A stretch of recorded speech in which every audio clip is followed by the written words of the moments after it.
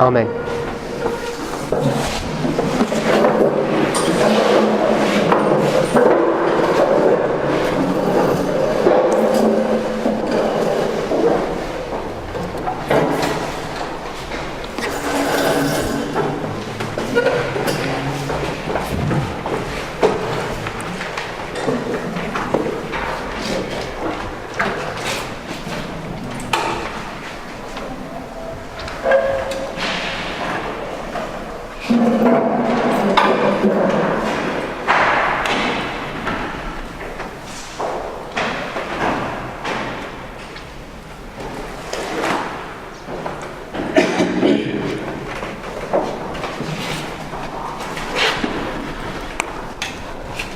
So just want to have a review of this morning's study.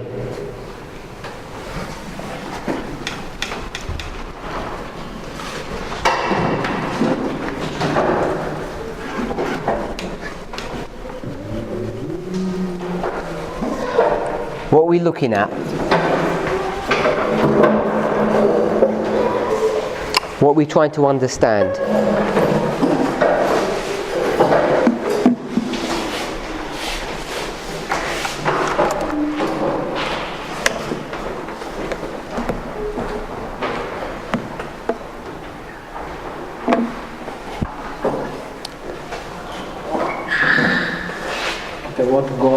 What happened after God removed his hand in the Millerite history on April 2024? Anyone else?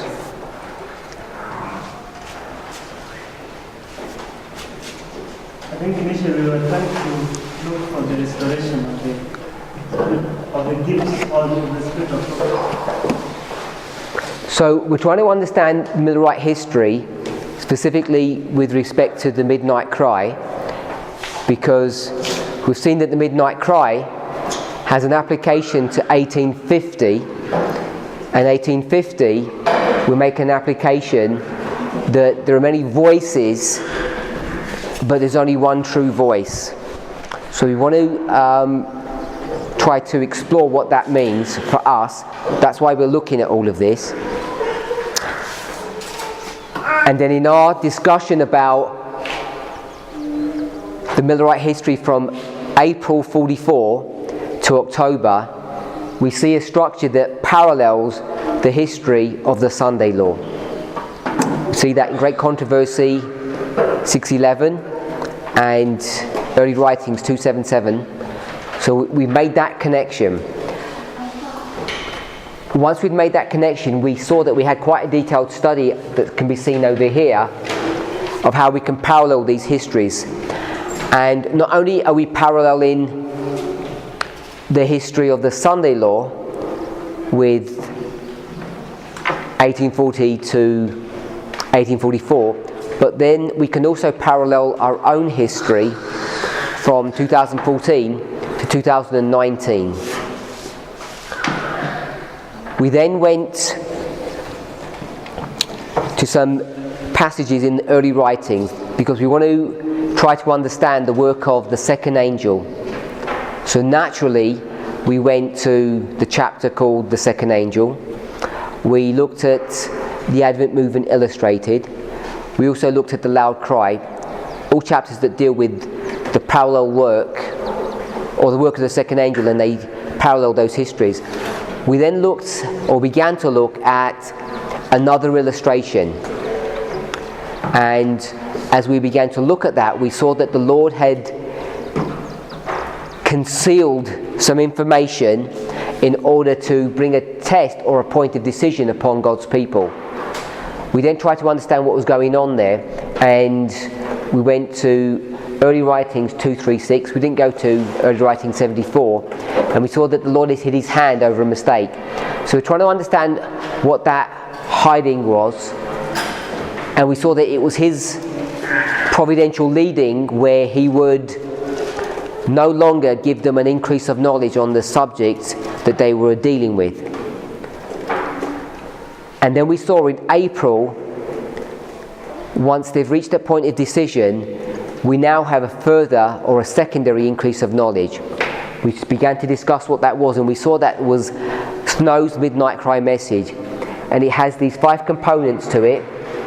The Autonomous Feast, 2520, Ezra 7, the Week of Christ, and the 6,000 years, or the age of the earth. And so we saw how each one of those components enabled Snow to work out that Christ was going to return, or the sanctuary was going to be cleansed in October or the fall of 1844. We looked at these 7 feasts, 4 spring feasts and 3 autumnal feasts, and we saw what they symbolized. The 3 that we were focusing on was the trumpets, atonement and tabernacles. We haven't dealt with all of them in the detail that perhaps we need to, but we picked up that atonement was October 22nd and tabernacles was the 1,000 years or the millennium. We haven't addressed the Feast of Trumpets and what it means to be October 13th or 1833. So we'd left that there.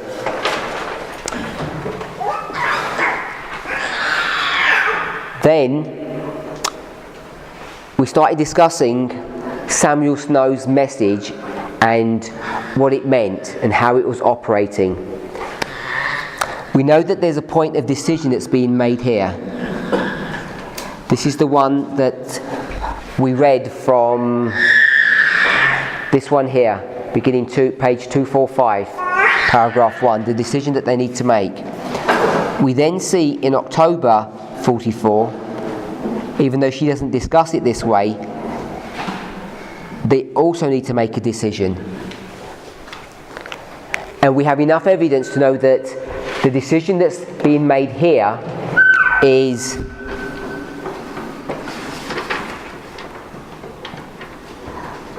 about this history, and the decision that's being made here is about this history. Are we okay that April is dealing with this increase of knowledge? Yeah? Snow's going to go back and use William Miller's logic, use the same methodology, the exactly same methodology, based upon the concept of day for a year, and he's going to develop that as the Lord takes his hand off of the mistake of on the chart. The mistake gets corrected, and they have this increase of information or increase of light. And all of this is the work of the second angel. So he's going to understand the work of the first angel, and what he's going to do, he's actually going to do the work of the second angel. So I don't know if you're okay to see that snow is a symbol of the second angel in that context, because of the things that he's doing, perhaps not. Then they're going to come to October and they're going to make a decision on whether they accept Snow's arguments and his logic. And we see that essentially very few people do. We see that the following day, Hiram Edson's going to stand up and he's going to do what? He's going to confirm Samuel Snow's message. Now, I've expressed it that way based upon what we've read, but most versions of that history, you will never hear it explained that way. It will be explained that they had no concept, no idea of what the sanctuary was. Hiram Edson comes up and he says, "Oh, I know what it is." So at least we know one thing, that the work of Samuel Snow here, which is basically Bible study, we know that God is opening light for them, so it's not just human endeavour, is the first step. And then the second step, you get this vision, which is not human effort, it's purely divine, that clarifies and pinpoints what the issue is. So the work of Samuel Snow in this history for this 6 months, we can see in 2 passages. This is Early Writings 248 and Early Writings 260. I think they're both paragraph 1.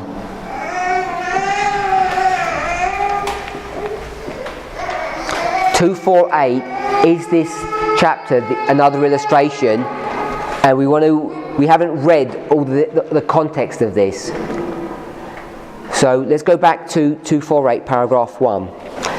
Jesus commissioned other angels to fly quickly to revive and strengthen the drooping faith of his people and prepare them to understand the message of the second angel and the important move which was soon to be made in heaven. So these angels that are brought to view in this history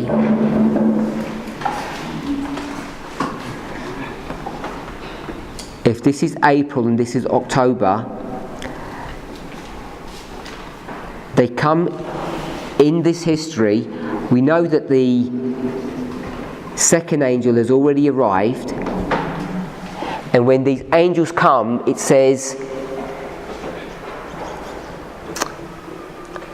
Jesus commissioned other angels to fly quickly to revive and strengthen the drooping faith of his people and prepare them to understand the message of the second angel. So the second angel has come. These angels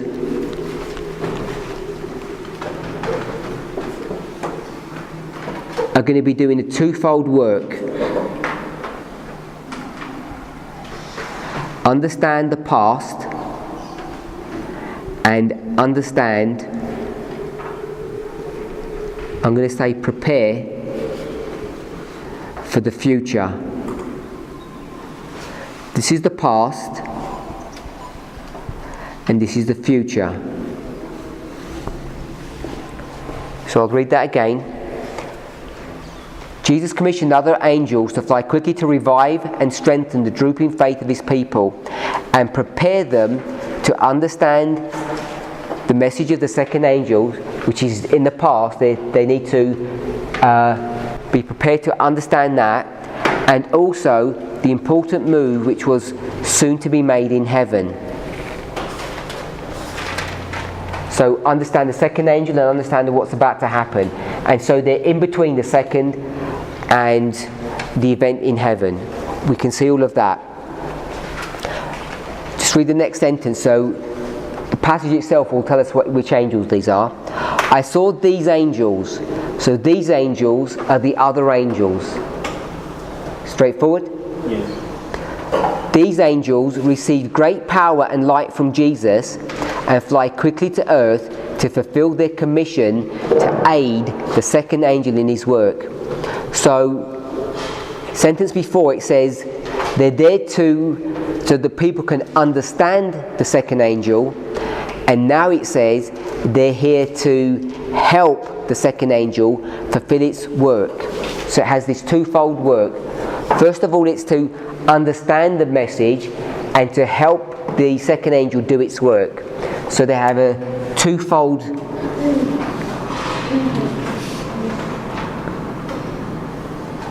it's to understand. I'm going to change it from past to second angel, and also to help the second angel.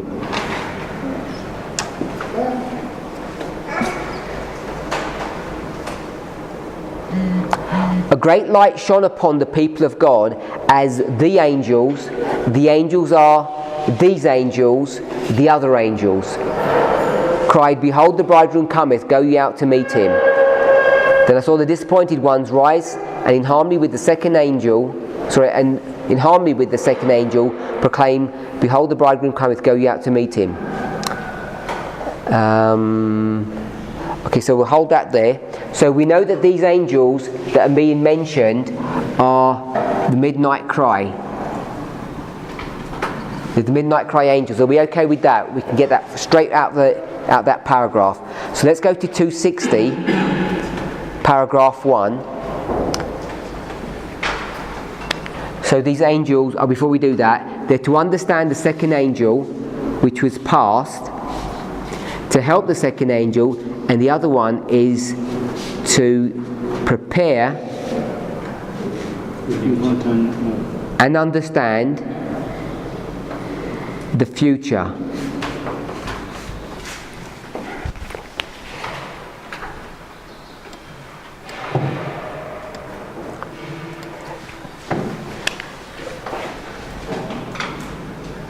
So there's a move in heaven.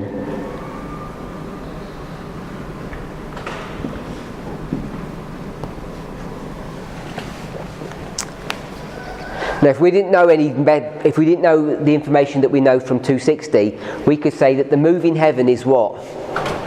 Jesus leaving heaven and coming to earth, which would be second advent. But 260 gives us a pointer. Those who rejected the first message could not be benefited by the second. What's that saying? In the context of our study. Sister Joy, what does that say in the context of, in the language or the framework that we're looking at?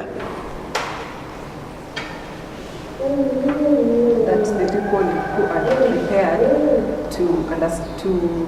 are prepared for the move are the people who understood the first angel's message and accepted it. Which move? Concerning the sanctuary.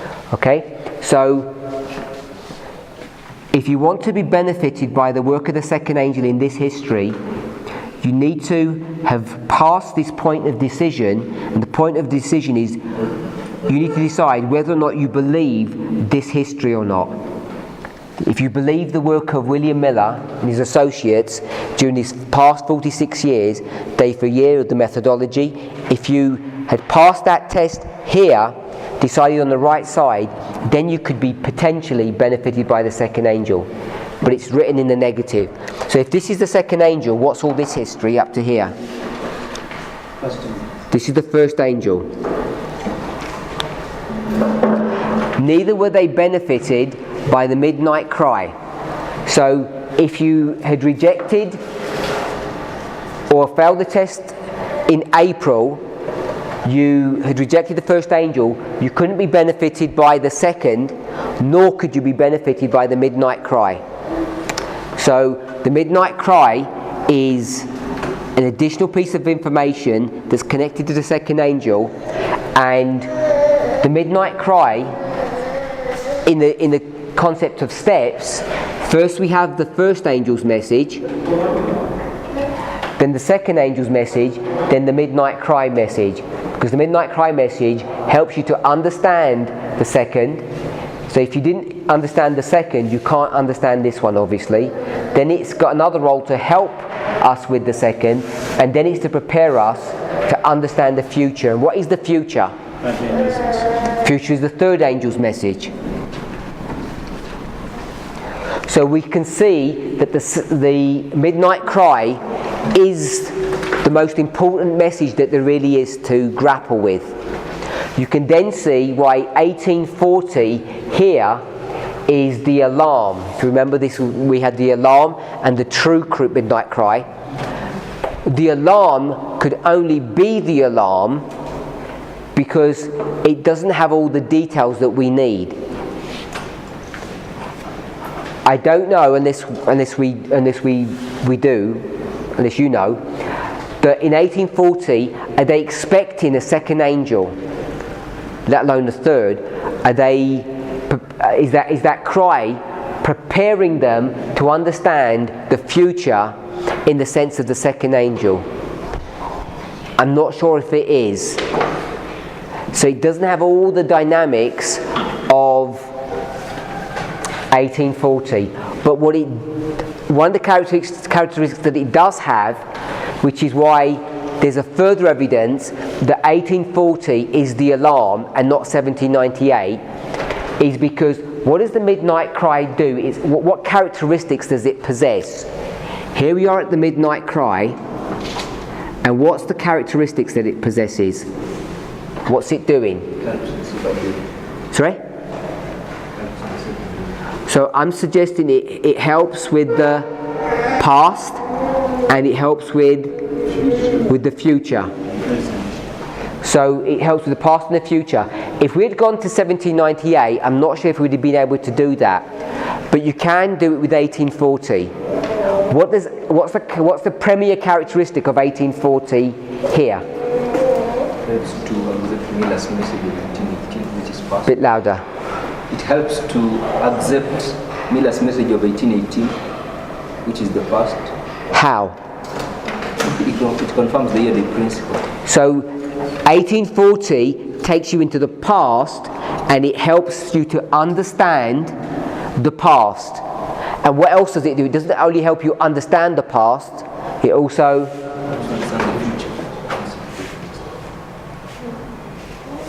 helps. Without the help of 1840 helping the first angel's message, it doesn't go where? It doesn't fulfill Revelation 10. It doesn't go worldwide. You don't have an empowerment. Are we okay with that? Parallel. How we can parallel 40 with the midnight cry. So even though you might have argued before and thought maybe it wasn't a strong argument to show that 40 was the alarm of the midnight cry, hopefully you can see it has those characteristics. The characteristics that it has, the one that I want us to see in this context, is this imagery here, where it takes you to the past and the future. Hopefully we can see that. And 1840 has the identical thing, because in 1840 it explains the past, helps you to understand, and then it aids in that message, because the first angel is going to be empowered.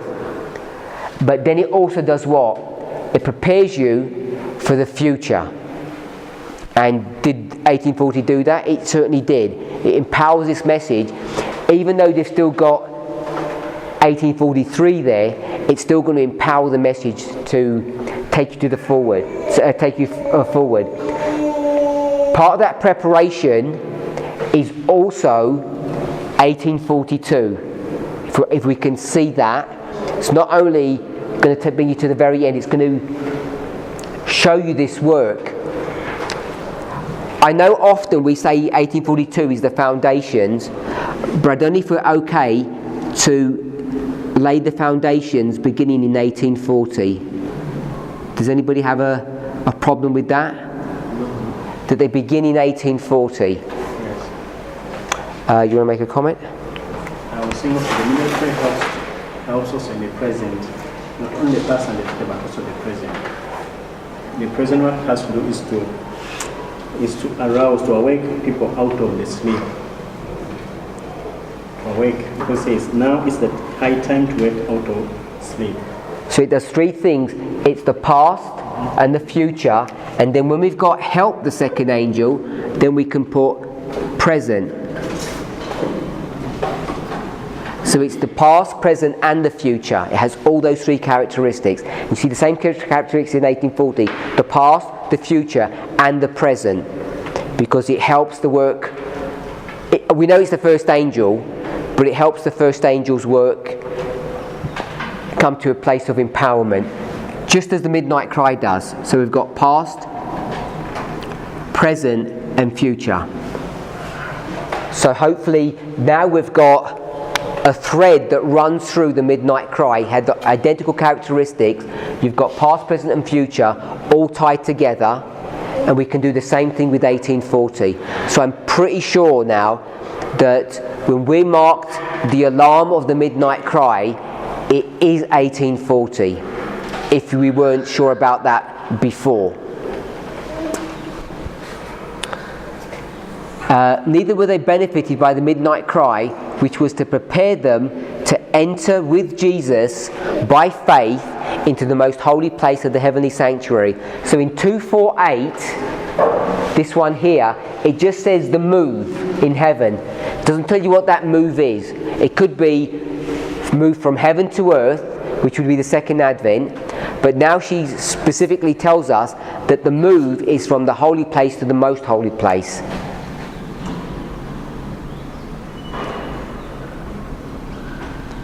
So that's the work of the midnight cry.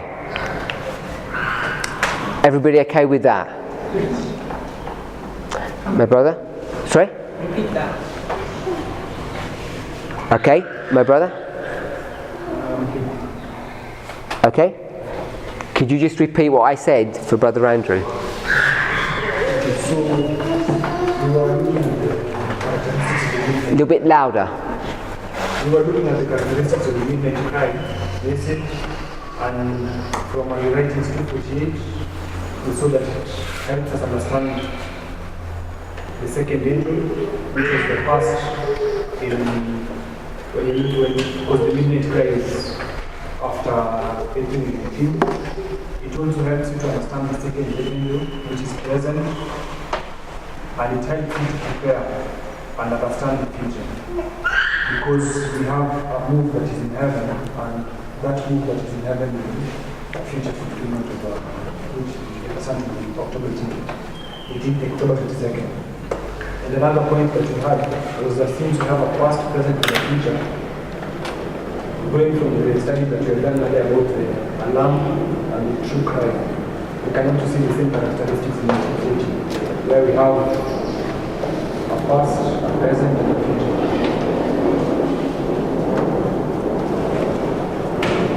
Is that okay, or do you need more explanation? It's good.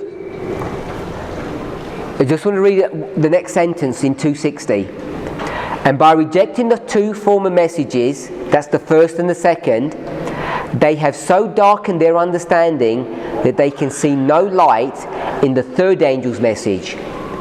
So we've got the third angel's message, and she tells us what the third angel's message is. The third angel's message shows us the way into the most holy place. I saw that as the Jews crucified Jesus, so the nominal churches have crucified these messages, and therefore they have no knowledge of the way into the most holy, and they cannot be benefited by the intercession of Christ there, Jesus there. Like the Jews who offer their useless sacrifices, they offer up their useless prayers to the apartment which Jesus has left. And Satan, pleased with the deception, assumes a religious character and leads the minds of these professed Christians to himself, working with his power, his signs and lying wonders. The more you read, the more you could just pick out details. But I think everything that we've got, first, second, midnight cry, and the third. The midnight cry has this unique characteristic that ties the past and the present together, and the future. She marks that the third angel is the move from the holy place to the most holy place. That's what the third angel was meant to be doing, and the midnight cry would have prepared them for all of that. Okay, so I don't know whether I'm understanding. Is it the midnight cry that helps them to move by free from the holy place to the most holy, or is it the third angel? Okay? She says the midnight cry was to prepare them for the important move in heaven. Are you answering his question? Yeah. Okay? She says that the midnight cry was to prepare God's people for the important move ahead, and the move was from the holy to the most holy place. In fact, if you go to the previous paragraph, she's going to speak of John the Baptist and Christ and Pentecost, and says that Pentecost was to prepare the disciples to understand that administration is changed from the earthly to the heavenly sanctuary. And Pentecost, she lines up with the midnight cry, which was to prepare God's people to know that administration has changed from the holy to the most holy place. So the midnight cry is the information that you need to know what's about to happen. It hasn't happened yet, it's about to happen. So it prepares you for that. And she says they can see no light in the third, which shows the way into the most holy place. So it's the third angel's message that takes you from the holy place to the most holy place. It shows you that. But the midnight cry is to prepare you for that event. I'm not sure of the subtle difference between what it would mean to because here you're meant to do it. If we could think about the angel, the third angel, actually taking your hand and bringing you from the holy place to the most holy place. But the midnight cry is not going to do that work. It's not going to take you from the holy to the most holy. It's just going to prepare you so that when it happens, under the administration of the third, you're ready to do that work. Does that? So repeat it, to explain how you understand it then. The midnight cry is to prepare you for the event which is coming, and the event which is coming is Christ moving from the holy place to the most holy place. But the third angel is the actual person that takes your hand and moves you from the holy place to the most holy. So the midnight cry prepares you for the third angel. So based on what you've been discussing and what you've laid on the board, what I'm seeing is that we are now beginning to get strong witnesses that if the Minute Christ 2018, A bit louder. if the Minute Christ 2018 has helped us to know the prophetic significance of 2014 and to understand Raphia. So it meets those characteristics.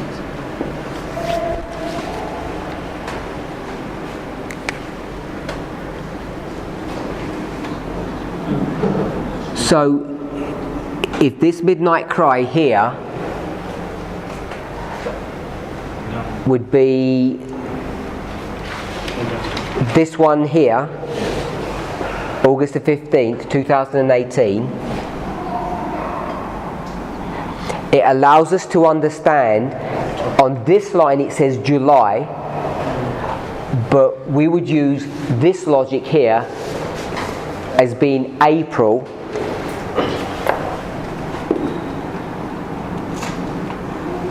And also it's going to help us to understand October 22nd, which would be 19.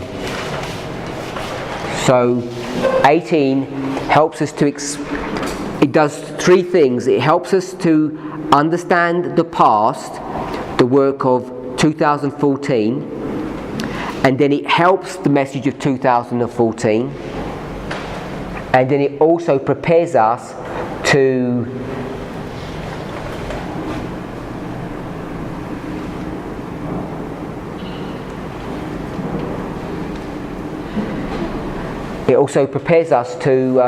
come to Raphia or 2019. I'm just wondering, in practical terms, in October 22nd, how did the third angel move the people from the holy place to the most holy place? I understand the theoretical part of it, but practically, how did that manifest by faith? So, my brother says by faith. I guess my response is going to be, I don't know, because we haven't looked at the third angel's message at all. If we were to look at that closely, because we've got a number of chapters that do that, perhaps we'd begin to see how that's working and how it actually begins to do that. I'm sure we've all got some idea, but I'm reticent to say how it would be done without looking in detail. Sister Emma? I have the same question as Robert. I'm still looking at the wording of this and thinking, to me it seems it's so similar to this midnight cry, because she seems to be making the midnight cry the third step in that first sentence, then she's referring to the third angel in the next sentence, and showing the way into the most holy place and preparing them to enter into the most holy place seems almost identical to me. I know you're trying to make a difference between them, but then Roger went back to the history of Christ, and in that history it's making that third step Pentecost, which to me is the third angel in that step, because he's to be after the cross. She's saying that's the angel there, it's the third one, and yet it's doing the same work of showing the way into. Actually, that is the third work here. So we're making that one the third one, like speaking of John Jesus, the second message. It's clearly the third in that history. Sorry, You lost me. No, I'm not so logic too, sorry. I thought I was saying the same wording as the second one here. No, I think she does. What did she say exactly about John? Sorry. He sees there's a crossover between the work of the midnight cry and the third angel. And I don't know if there's a... All I want to remind us is when we go to this board work, which is GC 611 and the early writings 277, that these angels, which parallel the midnight cry, is in addition to the third. It's not the third. It seems to be a separate and distinct message. In the flow as Ellen White's giving it, in the summer of 44, the third has not arrived yet. What you'd end up doing is you'd end up dragging the third back out of its placement. In that whole conversation, in addition to the third's running through, because there's a different history. The second is running all the way through and it's in addition to the third. Remember, we've got this problem that you've got Babylon is fallen, you've got the bride, behold the bridegroom cometh, Matthew 25 which is what these angels say, and then there's a third voice which says, "Come out of her, my people." 2 Corinthians. I didn't put the chapter. 2 Corinthians 6:17. So you've got three voices here which have the similar characteristics of the three here. It just seems to me that when we looked at that the midnight cry was not the third angel. It's not in our history, and it wasn't in the Millerite history. No, in that first time, if the third angel is going all the way through, so we don't have a third angel, do we, in that sense? We have the third angel, it's going all the way through. It's not a 1, 2, 3 steps, which is what we're seeing in this paragraph. So I'm struggling to relate the concept because it's the third angel all the way through. So we're not marking in that first line. Well, if you're going to go 1, 2, 3 steps, I haven't put the first angel in our line. You'd have 1, 2, 3 steps, and you've got the third angel running all the way through. So it is the third step in that line. What is? You say you haven't got the first step in that line. So this would be the third step. Yeah. Doesn't mean it's the third angel. That's all I'm pointing out. Just because it's a third step doesn't mean it's the third angel. Which is what you want to make it. Not really. It's just I'm trying to see how she's using midnight cry. It seems it has the third step, then she references the third angel. So she wants us to see 3 steps and then the third angel in this paragraph. Or is she trying to show something about midnight cry being related to the third step? That's all I'm looking at. I'm not saying it's the third angel per se. It's just it seems so closely related because it's put as a third step in that paragraph. Yeah, that's only because you've got a mindset that says third step equals third angel, because you introduce everlasting gospel.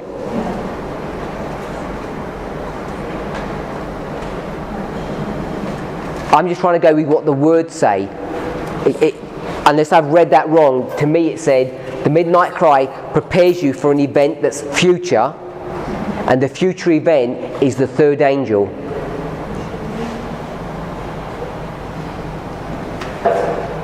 Because when the third angel comes, you have to move. If you don't move, you're going to be in trouble, because that's the point of decision. But you're not going to move in the summer. You have to be ready to move. Unless I'm reading that wrong. Thank you. Continue. Sorry? You can continue reading down. Of 260? Yes. It does explain it. I'm just going to make sure that I'm reading that first bit right. So I'm just noting, if you come to Millerite history, the first angel is the message of William Miller, and the people are supposed to accept the message of William Miller so that they can be benefited by the message of Samuel Snow. And the message of Samuel Snow is also the midnight cry message, and the people are supposed to accept this message so that they can be prepared for the next message which is coming, which is the third angel's message. So at a simplistic level, I'm taking the first angel's message to be the message of William Miller, which does something to the Millerite. The second message to be the message of Samuel Snow, which does something to the Millerite. So who would we associate the third angel's message in that history with? Which person? So you've got Miller, Snow. Who's the third person? Sorry? Himes. Some people are saying Himes. Sorry? You've got to speak loud. And Edson. So people are saying Edson.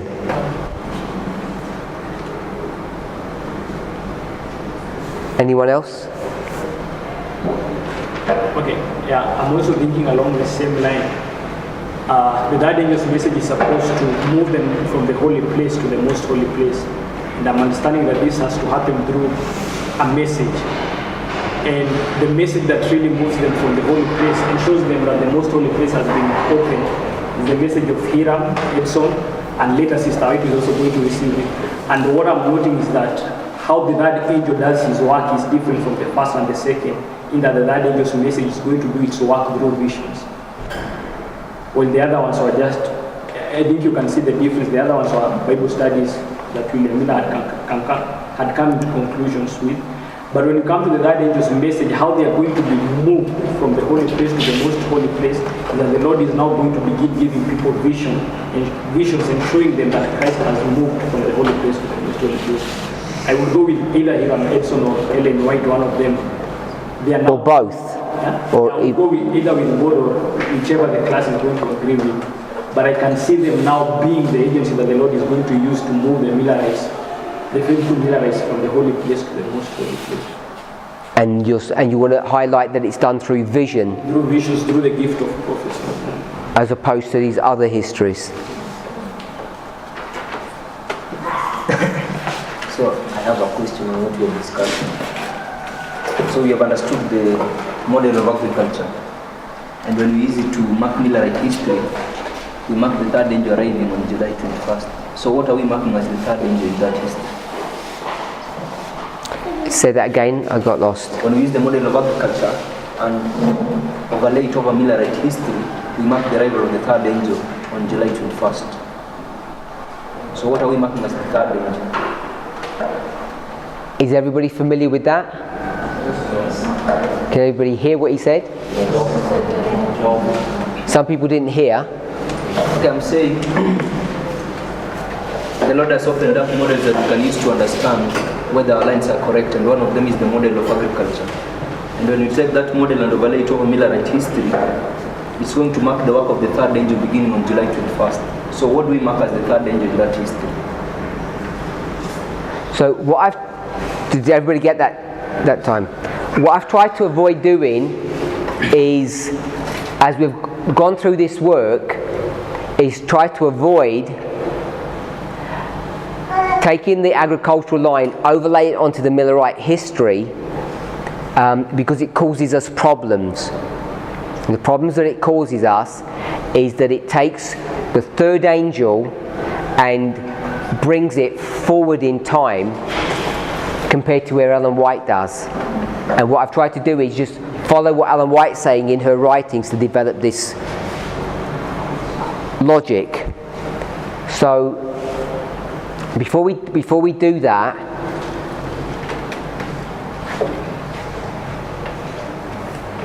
some people felt that the previous class was too much information too quickly, and it was.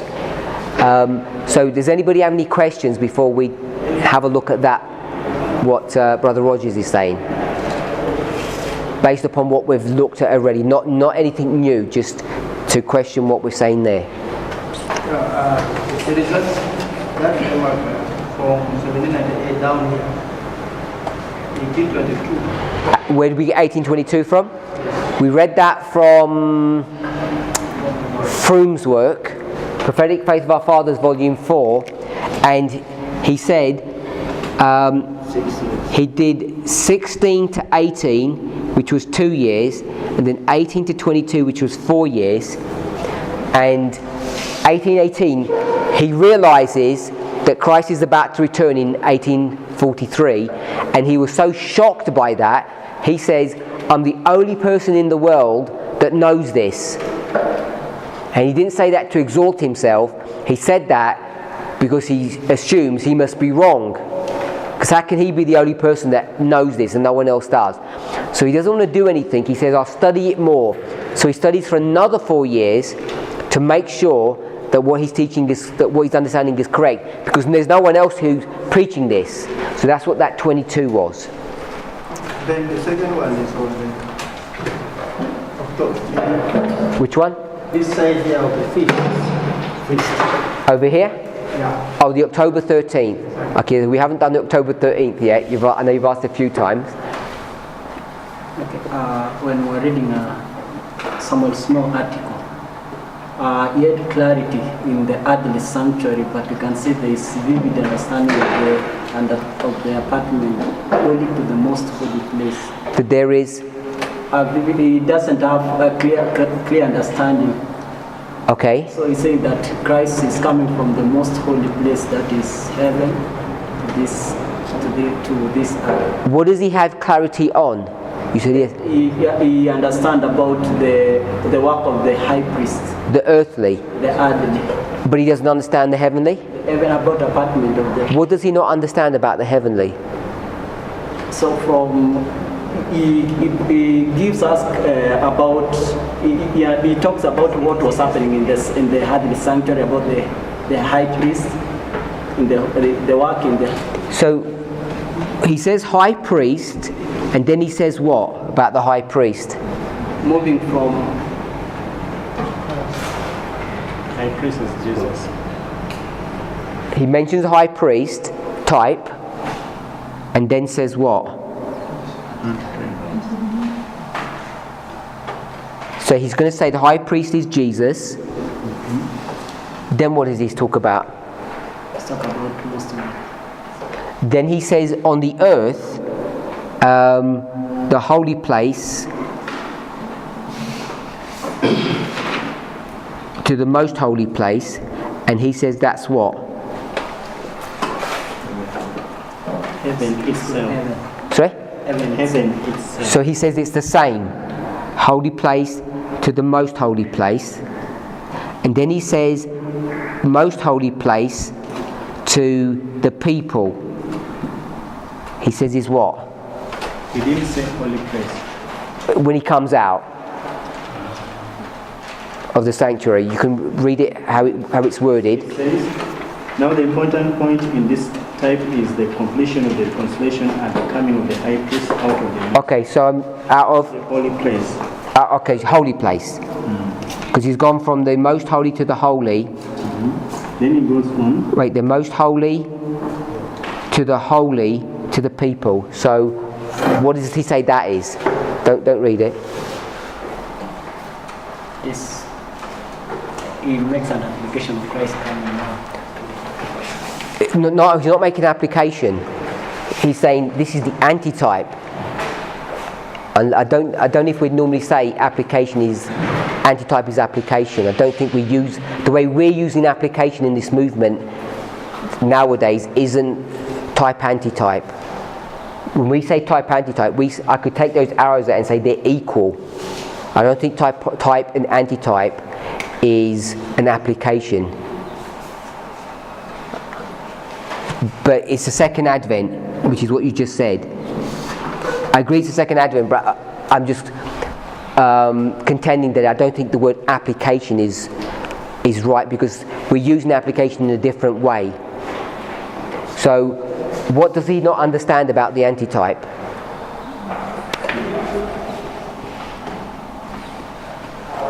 Okay, he says that now Christ will come on earth. And on October, we see that Benson now he has a vision and says we move from holy to the most holy place. He agreed with that right here.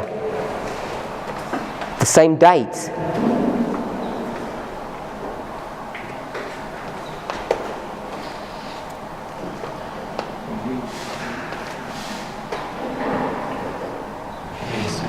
Yeah? I just want to clarify something from the last class. I've seen some hands. I want to clarify something from the last class, because I made a mistake. So check your notes and let me tell you what the mistake I made was. So if we let me see if I want to read it or not, or maybe we've read enough. We're in The True Midnight Cry, page 4.3.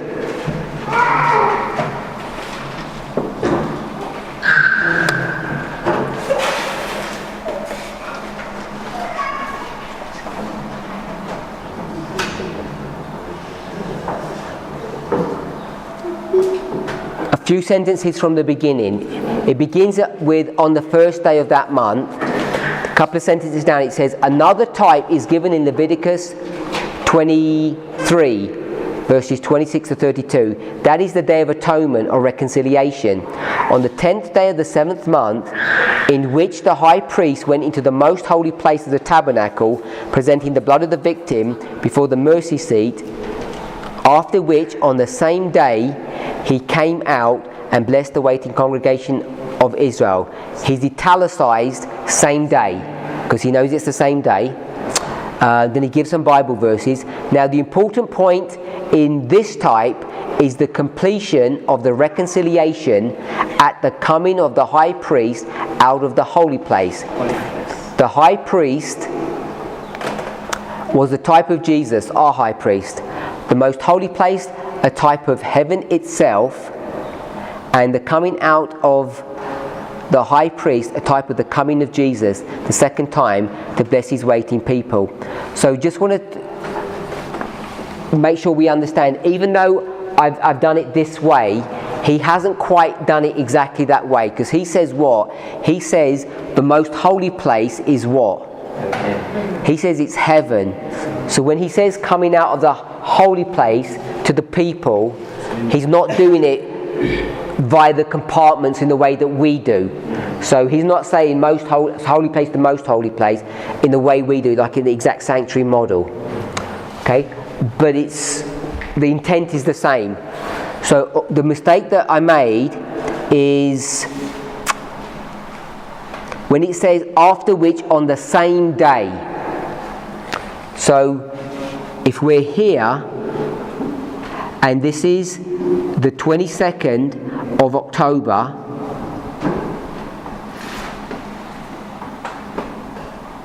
sunset to sunset,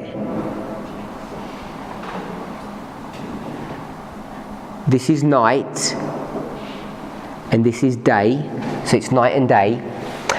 He said it's only one day, and at the end of the day, once he's cleansed the most holy place or done his ministration there, he would come, which is exactly what they say he would have done.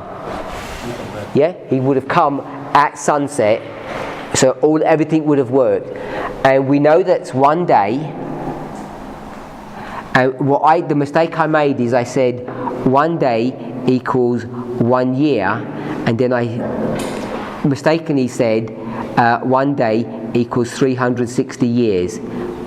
And so I said he would have made that 360 years, and we know it's not, because we're only about 180 years from when that event happened. But obviously that's wrong, because it wasn't 360 days, which would be 360 years.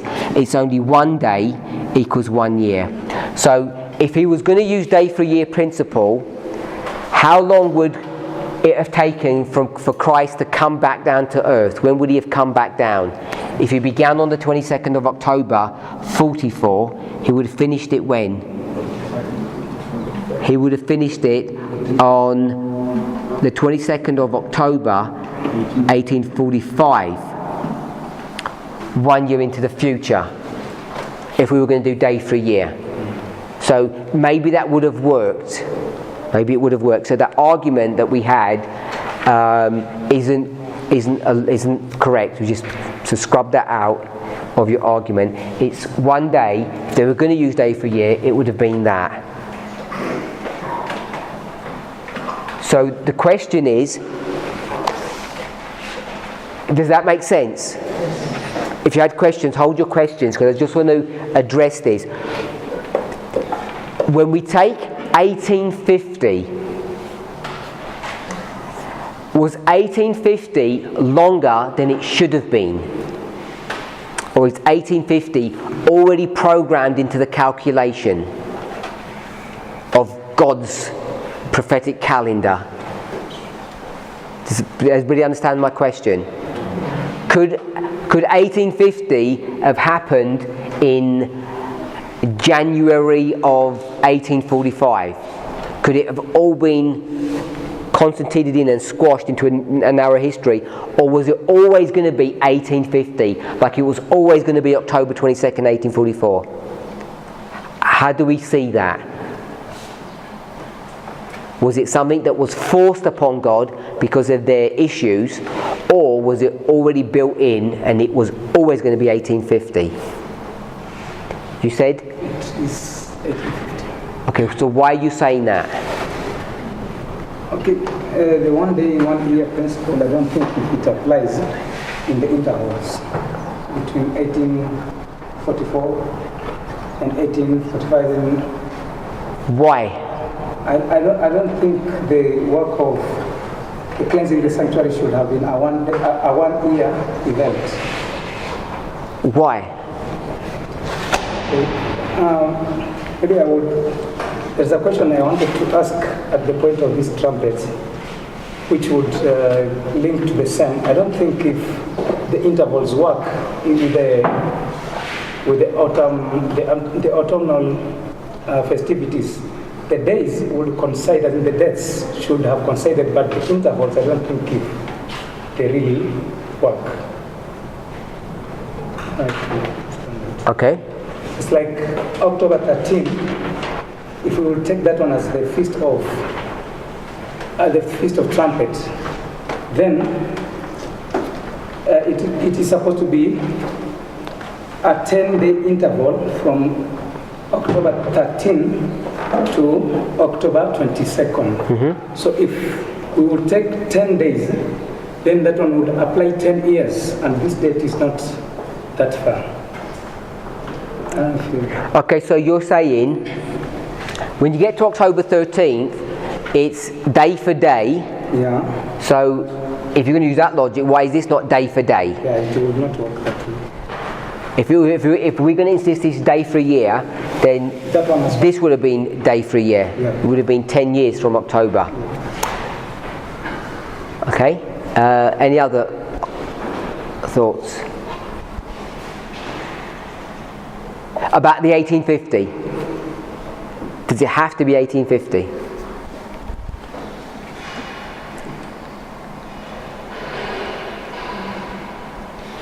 Brother Benjamin?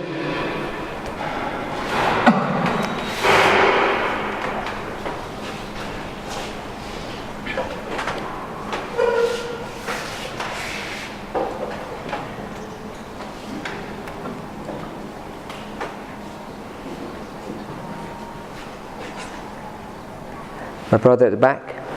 What I would say is the day of 50 years. So the day? It can be appointed.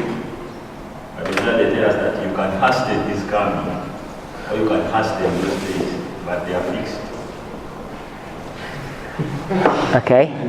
What I'm saying is, if the second coming of Christ is a fixed date, but if you are ready now, you can hasten this coming. You may not necessarily come at that appointed date. It can shift from where it was, it comes closer, depending on how ready you are. Okay. I'm not sure why people are laughing or smiling. If you had a fixed date and you're not ready, would he delay the date? No. Well, he was supposed to come in Millerite history and he didn't. So we have factual evidence that he's delayed his date. You agree with that? No. What? What do you mean no? Was he meant to come in the history of the Millerites?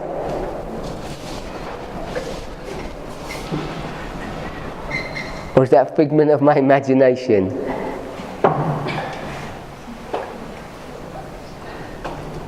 You don't know. Do you know the answer to that question or not? I'm just thinking about it. No, but do you know the answer to that? I mean, it's the Spirit of Prophecy quote. That's what I mean. I don't have the reference. Yes. Okay, so he would have come. She said, ere this, he would have come. But he didn't come. Why didn't he come?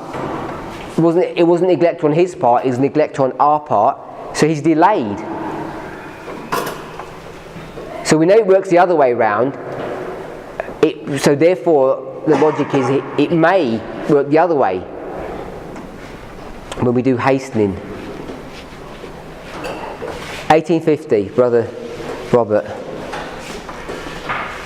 I'm not really sure, but I'm thinking that it was not fixed. You don't think it was fixed?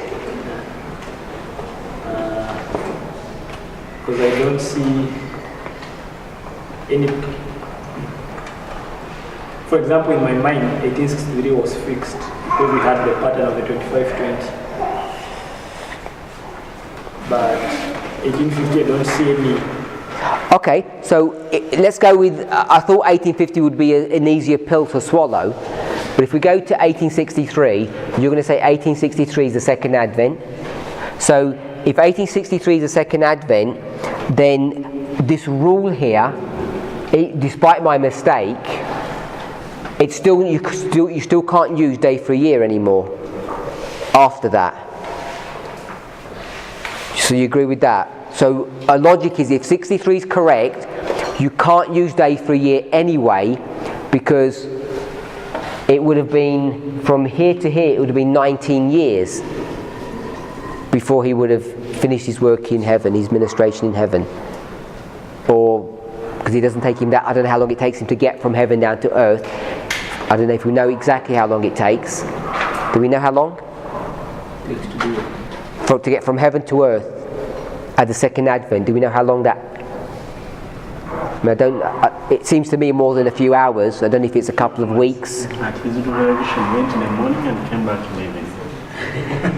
Sorry? A few hours.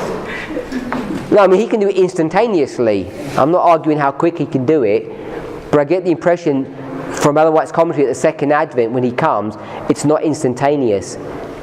We have time for that work to happen so we can see it. So I don't know how long that is. If it's a day, a week, a couple of months, I have no idea.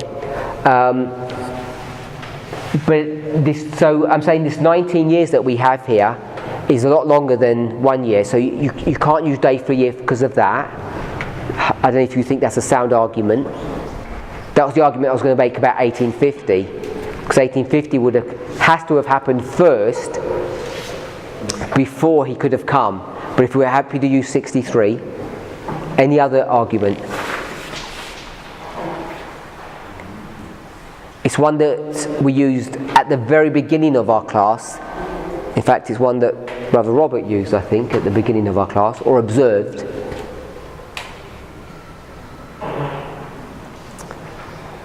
Any thoughts?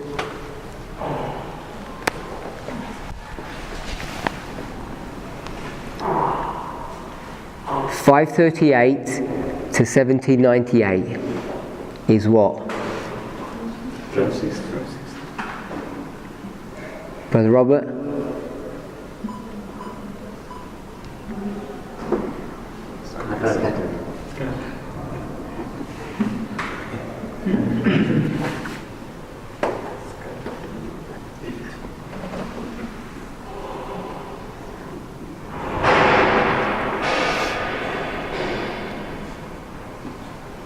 So that's why I would have said 1850 is programmed in, because she has the vision now.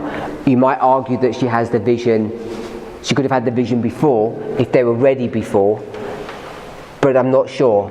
So I'm not making that point. But what do we know about that structure? Which passage of SOP we're going to go to? 74. So let's go to 74.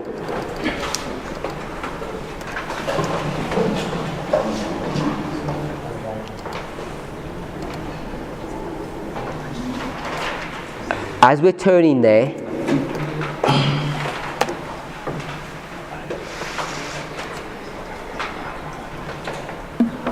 why are we turning to 74? Who knows why we're turning to 74? What are we looking for?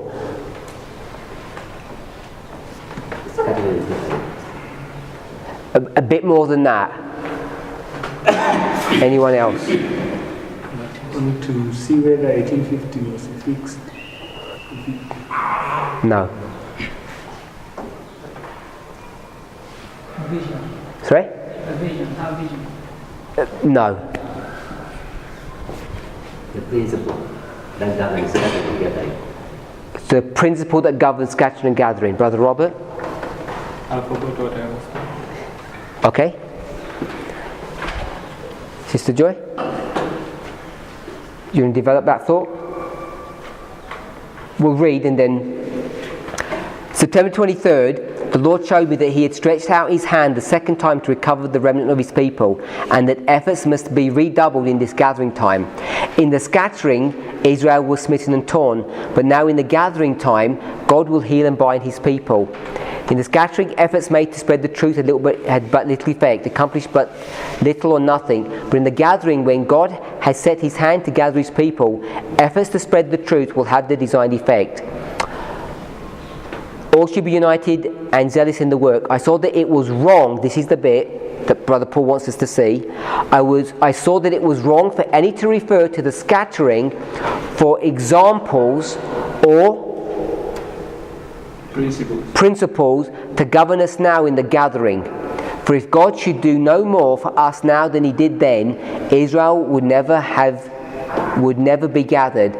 So this is the principle that my brother was using earlier when I said, who are we going to believe? Samuel Snow, that you're willingly blind, or Spirit of Prophecy quote? And he was saying we have to use these guidelines and principles and understand Ellen White's statements contextually. So she says there's principles in the gathering which are different to the principles in the scattering. So in the gathering there's a different principle, and in the scattering there's a different principle. And what principle do we know in this gathering period that we're certain about? Time. Therefore, this must be time. And we have a lot of evidence to show in this history here that Ellen White is telling them no time. Luther doesn't fully understand time here either, plus what is happening in 538 to 1798. Sorry? Who spoke? Who spoke? What did you say? Oh, someone spoke. I heard someone's voice. Was it you? Brother Wilson, was it you? Same time. Sorry? Same time. That is same time. Time? No, there's something happening in this period. We could go to Revelation 2:20. Go to Revelation 2:20. I think 2:20.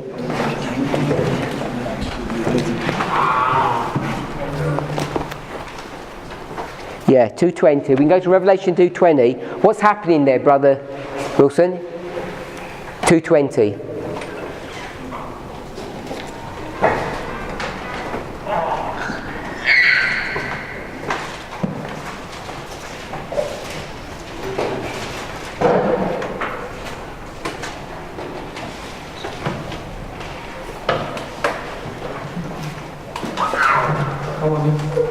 What's happening in this 1260 according to 2:20?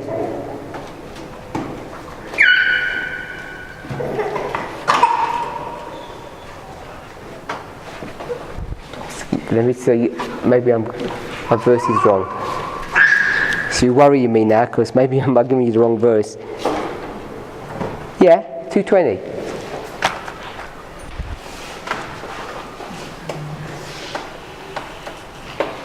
Paraphrase the verse, tell us what's happening.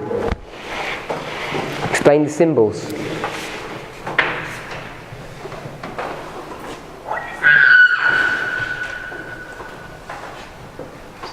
Scattering. Sorry? Scattering. Okay, so I've already got the scattering, Brother Andrew. The woman seducing in the church. And? The woman seducing. And? Read it, and.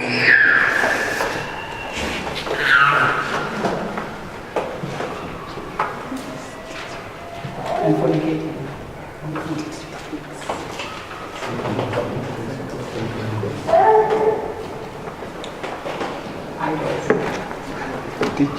Thou sufferest that woman Jezebel, which called herself a prophet, to teach and seduce, because the seduction is the fornication, it's to teach. So she's going to teach them some doctrine. What doctrine are they being taught here? The temporal millennium, which is no time.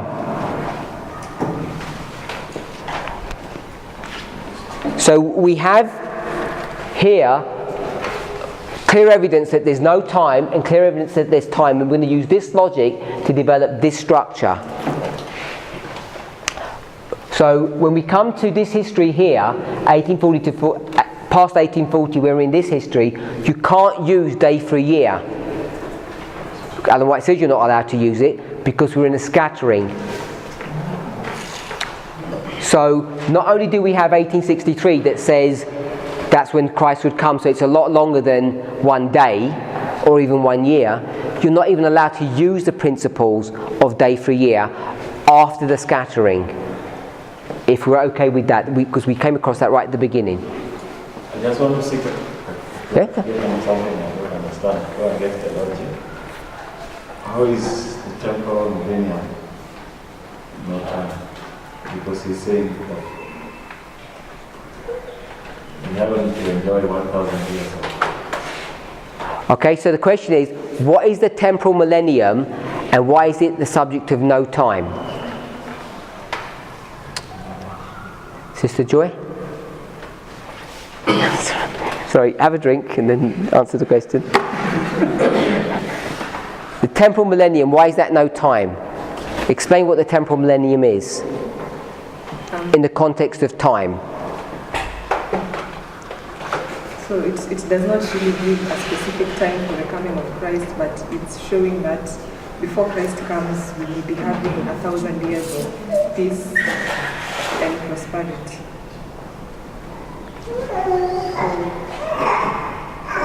It's like it's putting off the coming of Christ. Does that answer your question? Sorry?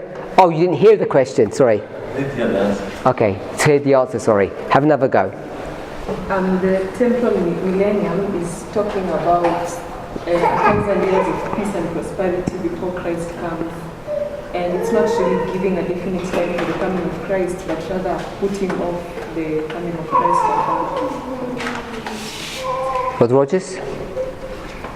Okay, so I think my answer is not so much different from what she's saying, is that the subject of the temporal millennium is this doctrine that places the coming of Christ far off in the future.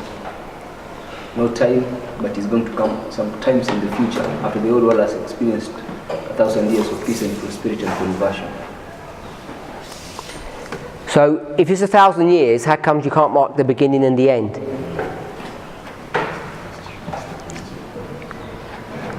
How does that oppose time?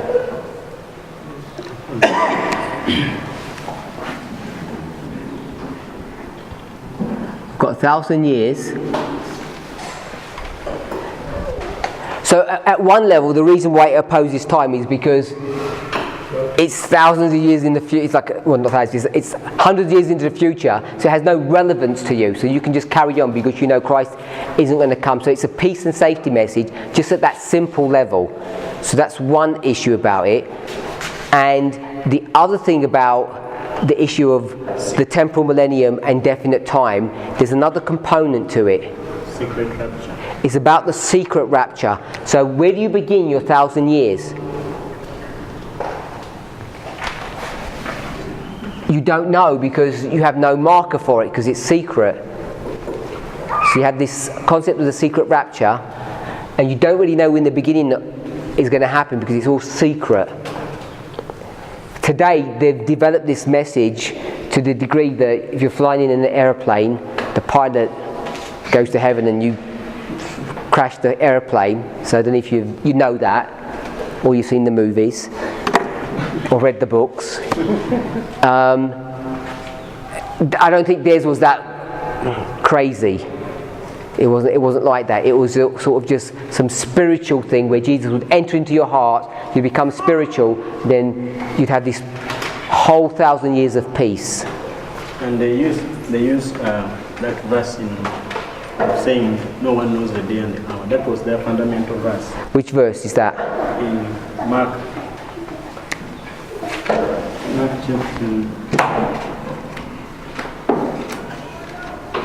chapter 13, verse 32. And? It's Matthew 24, 36. So they say no man knoweth the day or the hour. So it's a direct strike against this. They're saying you can't predict time, and Miller says we can. They're saying it's all spiritual, and he's saying it's all literal. Christ is literally bodily going to come back.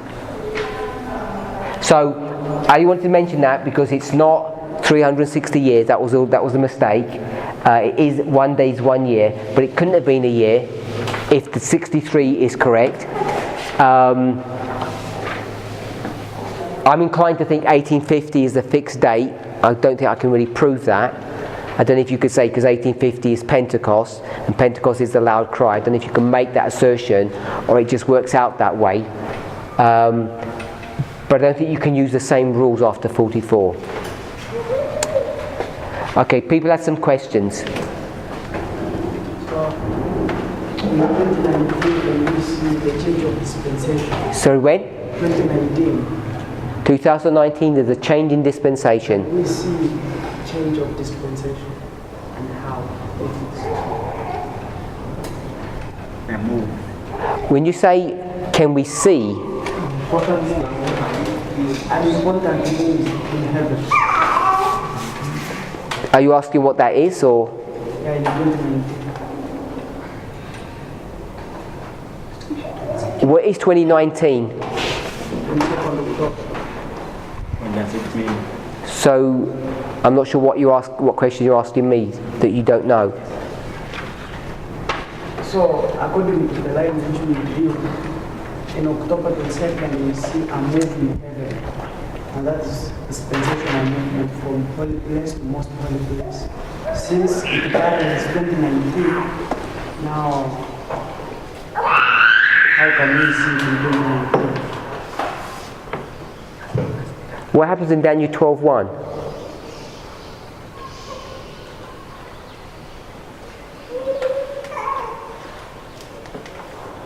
Michael stands up. Explain it in the context of change of dispensation, or the move in heaven.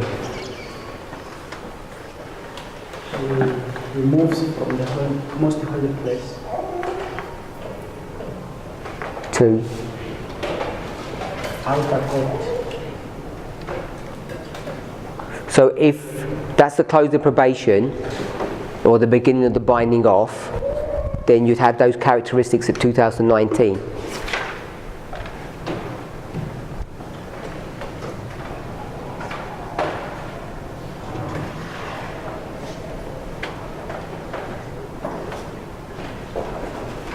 You don't seem happy. I have not understood what you said. Is 2019 close of probation? Yes. So it would have the characteristics of Daniel 12:1. Do you agree with that? So that's all I was asking is Daniel 12:1. You understand the characteristics, the move that's going on in heaven. So 2019 would have some characteristics or properties that are like that. I see. Yeah. Any more questions?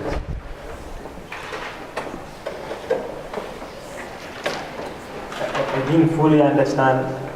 There was a question that was raised up there that Miller was actually connected to first angel's message and Samuel Snow connected to the second angel's message. Now the third, it was Edson. So it was a question, who would that person be? Yeah. And so two things that we noticed, that here there were people who were given visions,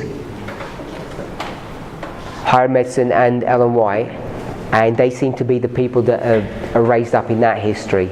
We haven't discussed the subject of William Foy, by the way, so that's another issue. Question? Statement? No, I wanted to react to what he was asking about the change of dispensation. Okay. If you look at our history in terms of the judgment, we have correctly identified that from 9/11 to 2014 it was a recording. 2014 dispensation changes from recording to investigation, midnight from investigation to execution. Does that help? Is everybody reasonably okay with this story that we've run through? We haven't actually read the passage to try and explain a little bit more about this angel of Revelation 18 when it comes down, as it parallels the midnight cry. But what we have done is to see the relationship between Snow and Miller, and then after Snow. So I just want to reiterate that point that we saw. So here the people are brought to a test, and the test that they're brought to is whether or not they will believe this, I'll call it this foundational work that's gone on for the last 46 years, which Ellen White calls the first angel's message. So if you believe that, which is essentially believing the principles or the methodology essentially of day for a year, then you will know when you get to here that something has gone wrong. All the principles and the rules are correct, but you've just done a typo. You've just made a little mistake in your mathematics, and you just need to straighten that out. If you have enough belief in this system, you'll carry on. You'll say, I believe it, don't understand, but I'm going to carry on working with this and pursuing it. Others said, that must mean it was all wrong, it was all a lie. In fact, they then say, I knew it was a lie all along, but I just went along with the people just in case. So they're brought to a point of decision. Then Samuel Snow is going to come up, and when he comes, he's going to use all the same principles that Miller used, but he's going to have an increase of knowledge, an increase of light. And the increase of light or knowledge that he's going to have is on what issue? It's the same subject that William Miller was dealing with, which was what? The commencement of the prophecies. So Snow's going to deal with the same issue, the commencement of the prophecies, but now he's got an increase of light. He's going to look at it in a much more sophisticated and a refined way. We know that there has been some additional information that's given, like Miller talking about the autonomal feasts in 1843, like the leading brethren are talking about the Karaite calendar, not the rabbinical calendar. So he's already been aided and abetted by these former work, because if he's going to use the rabbinical calendar, he's going to get it wrong. We understand that? So some of that work's already been done. He's just going to come and collect it all together and refine it. So it's an important characteristic of Snow's work that what is new? Is Usher's work new for him? No. Miller is using that. Is the week new? No. Miller is using that. Is Ezra 7 new? Why is that not new? Miller, I think hymns and the rest understand. They're going to use that for Karaite reckoning, you say? Yeah.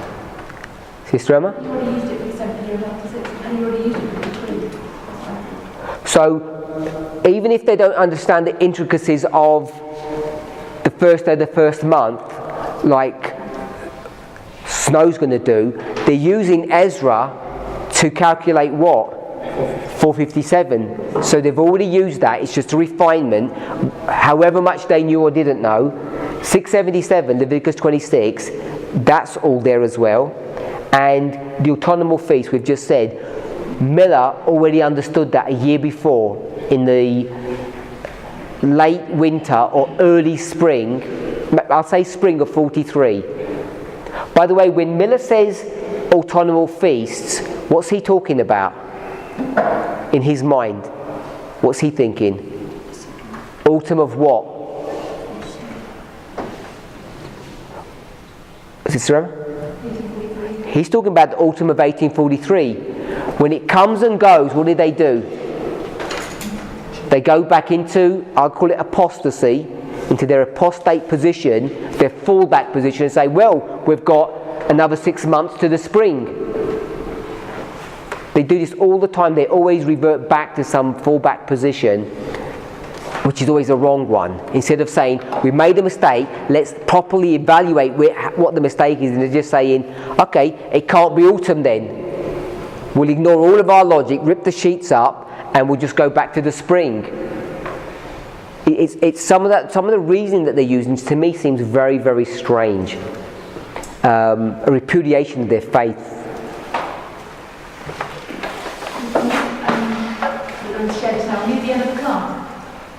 Not yet. I just want to review this, and to get to the point, I want just to summarise what we're saying. So here we are with Snow, and he's gone back over all this history, and now he's going to build upon it. What we have to remember: this is not just human endeavour. Someone said, we obviously know God took his hand off the mistake, and then God raised him up, and God gave him a message, which is an increase of knowledge. So he's going to have an increase of knowledge on the same information. We've tabled it out here. We've done all of this. As he begins to do this, then this is the work of the second angel as it begins. And the second angel is going to be helped by the midnight cry, which takes you into the past, which is the second angel, and in the future, which is the third angel. So it has this connecting link, and it's the present help. This is the summer of 44. And so Snow is going to bring you to October 1844. And he's already got built into his message about the proper sanctuary. So he's not saying that the earth is the sanctuary. He's clearly teaching us that the sanctuary is in heaven, and all that Jesus is going to do, he's going to come back down to earth to take his people. In fact, what has he just called the earth? I don't think he said it explicitly. What has he labelled the earth as? In the outer court. In the image of the sanctuary, it's the outer court. Can we see that? So he's teaching that the earth is not the sanctuary. It might be the sanctuary model, but it's in the outer court. So he's got all that inbuilt into his message, everything's there, and you see no one's listening to him. What are they listening to? The date. All they're focusing is on the date. So you get to the date and everything goes wrong. Then they realise that it is the sanctuary, which is essentially, I'm not saying they do this, because I haven't seen any evidence that they do, but you'd have to go back to Snow's testimony and see that he had everything correct. So Snow's work here, the Midnight Cry message, has got all the information that you need to prepare you for that. But what are people doing post this date? Sorry? They're beginning to time set. They're getting everything wrong, and they're ignoring what Snow has already taught them. So we know what's about to happen at Raphia is that people in this movement who go to the very end, some of us are going to come to 2019, be loving this date. When the date comes and everything collapses, whatever that means, we're going to get this disappointment. Then what's going to happen? Then they're going to start to time set more and more, and things are going to get out of hand. And we, hopefully me and you, on the other hand, when we go to this disappointment, we're going to go back and we're going to say, the Midnight Cry had all of this there. Or we're going to get this super prophet that's going to raise up and is going to clarify everything for us, which may or may not happen. I've got an inkling that I don't think it will be like that. It's going to be about study of God's Word. The Marais vision is clarification on something that we have already read and we have not seen the profundity of. And that's at midnight, or the binding off. That's my understanding of what the Marais vision is. It's not a vision as higher medicine has in that literal sense, but it's a clarification or a re-education on passages that we've already read, that we already understand.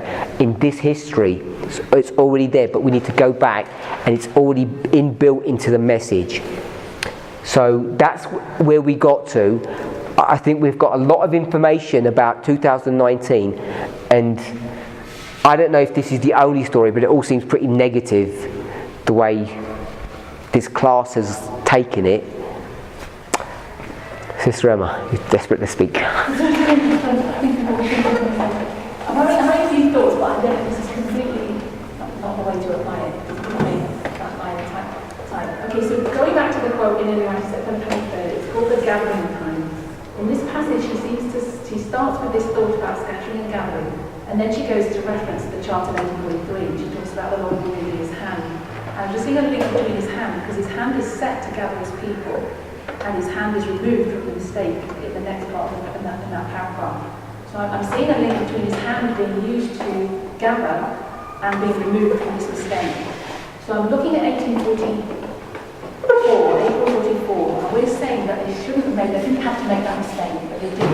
And it seems like a type of 1844, because we've said that everything that applied there could apply in 44, and they shouldn't have made that mistake in 42. So now it becomes a type of 44 in one sense. Now, I've been wrong, just hold that thought. So in 42, they're scattered because they... 42? Sorry, 44, I'm saying, sorry, 44, April 44. April 44, they're scattered because they no longer have the time now. Then these angels are sent to give them, or the second angel is sent to give them more light on this time, but especially the angels. And I'm seeing those angels as like reaping angels. These are the reapers. They've come to gather the people for the close of probation, basically. So maybe in that history there is a Bible. There is this pattern that we need to see from 44, from April 44 to October, where there's these reaping angels come and there's a gathering in there. Connected with that is before April, I'm saying they had all the light. You put foundations down there, and you mentioned what was before. 42, they have the chart. They have all the information on the chart. They have William Foy having a vision, and I've just checked that Frederick Wheeler accepts the Sabbath in 1842. So you've got the Sabbath, you've got the foundations all on the chart, and then snow comes with exactly that last bit, and that happens before April 44. So they've got everything in place for the third angel. And now I'm linking that to Ezra, and I'm saying maybe they should have seen this third decree, because the first day of the first month he leaves Babylon with the third decree, and August he arrives with it in Jerusalem. So there's a pattern there for the third angel. There's something going on with the third angel there that perhaps they could have seen, so that everything could have wrapped up. I don't know whether October 22nd or after. And that was in connection with the 1850 question, because maybe you're saying we need the 1850 chart. I'm saying, why did they need the 1850 chart? And I'm seeing three reasons. They had to put a sanctuary and a Sabbath on there, and they had to get the right date. They haven't made a mistake of April 44. They would have had the right date. They would have had 1844. They would have had 1843 because they messed up with that. So the chart would have been correct in that sense. And all they would have needed is Sabbath and sanctuary. And I think they have the Sabbath and sanctuary in 42. So I think it could have come together on the 1843 chart, chart. So everything they had was there. They didn't even have to have 1850. And we're seeing they had to have two charts with the two tails of stone. But I'm not sure.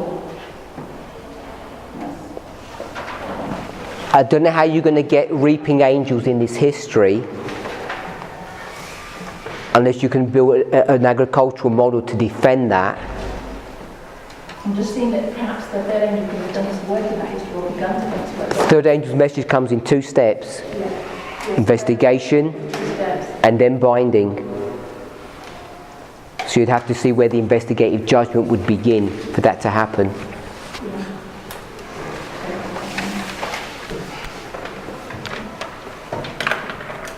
We certainly haven't gone back into the Millerite history and looked at if you can see scattering and gathering in that history.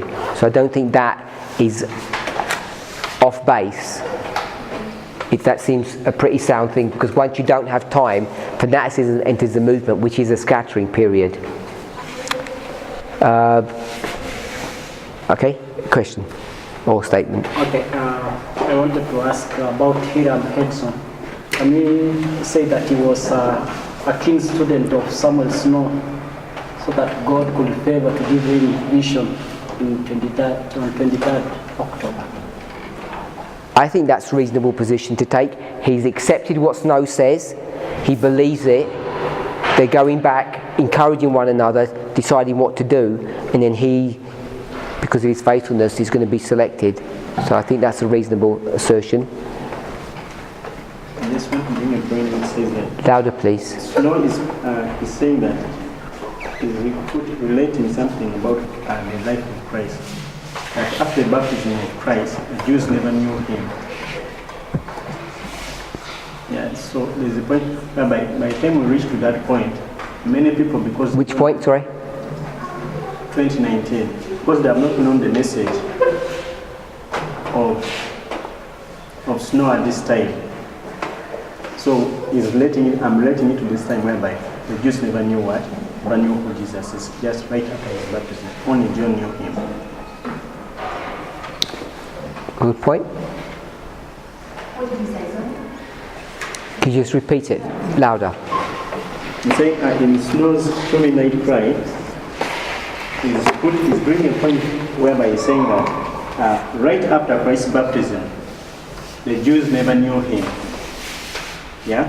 And that led them also to, when the time of their visitation came, then because they never knew him at the start. Because it was only made to John who the Messiah was, right after his birth. But to the rest of the Jews, they never knew him. The same thing today. The message about the true midnight, many people may not know its import or may not know, and they'll reach to that point, they'll get a disappointment, right? Because they didn't know the content of the message. Anyone else? Any questions?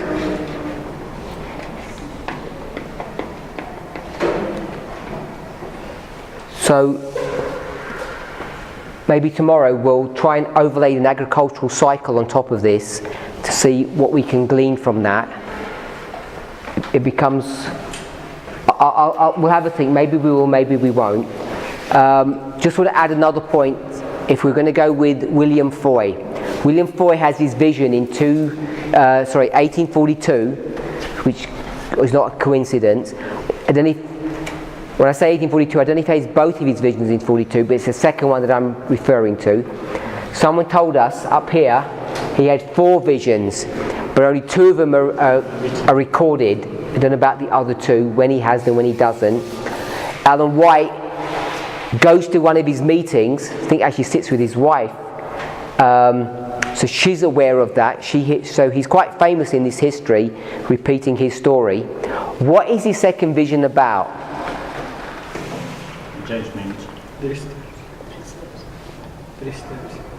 3 steps. The saints traveling. Saints traveling. I just want a simple concept that we can. Sorry? He's seeing the Advent movement illustrated. He's seen the Advent movement illustrated. Sister Emma, you mentioned him. Why did you mention him for? Foy. Because I'm seeing that God is restoring visions in 1846. We were making the link that Ellen White and Karen Edison have visions of the third angel, and it's delivered in a different way from the first and second. We're seeing he's trying to get visions in there in 42 before. Okay, so if you want to bring Foy into the first angel, who are you going to bring into the second angel?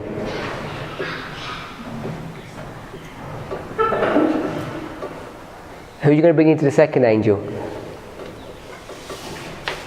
You've got Foy, Alan White, and Hazen Foss. Hazen Foss is pre-October, I believe. I'm pretty sure he is. So you've got a prophet in each, in the first, second, and third. We have a prophet raised up in all of those histories.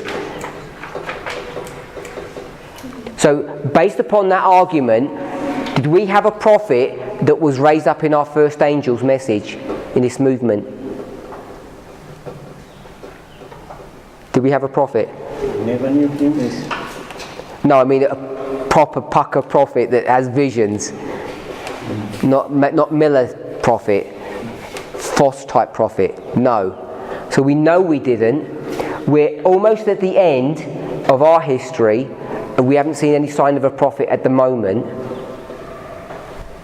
So I'm suggesting that we're not going to have a prophet like in the way we think when we come to the binding off, that we're waiting for some prophet to make it all easy for us and tell us what to do.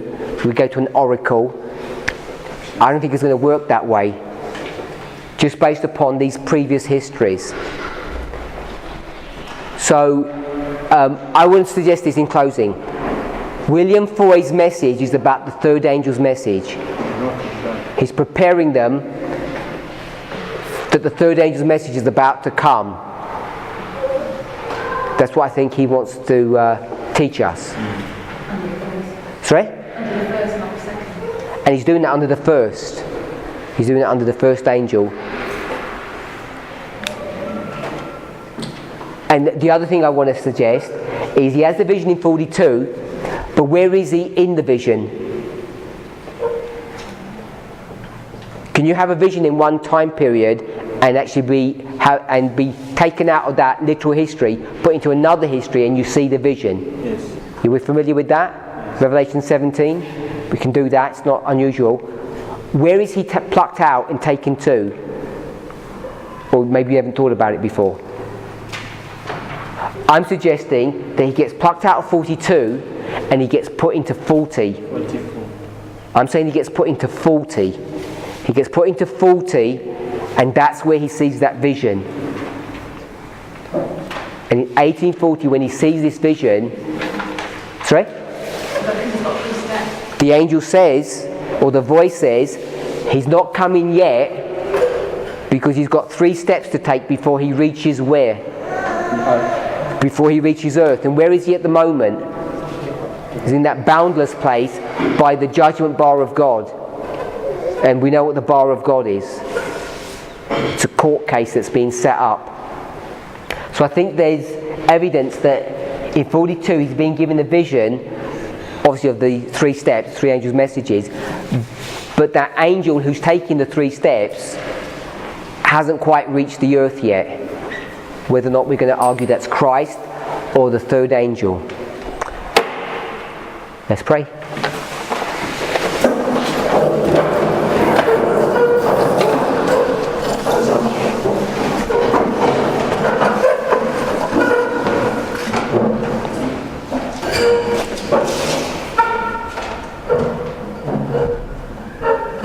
Heavenly Father, we ask and pray for a blessing. Lord, there is so much information that you have already taught us, but there are so many things that we don't understand. We're like little children who pick up a treasure and think that we're rich, and yet if we were to just look up, we'd see a vast treasure house waiting to be discovered. Lord, help us to focus our attention and be committed to the work that you have placed into our hands. We know that time is short, the workers are few. Lord, may we press together in the last remaining days here together and help each of us to prepare our hearts, our minds and our bodies for the upcoming camp meeting. Bless us, we ask and pray, in the precious holy name of Jesus. Amen.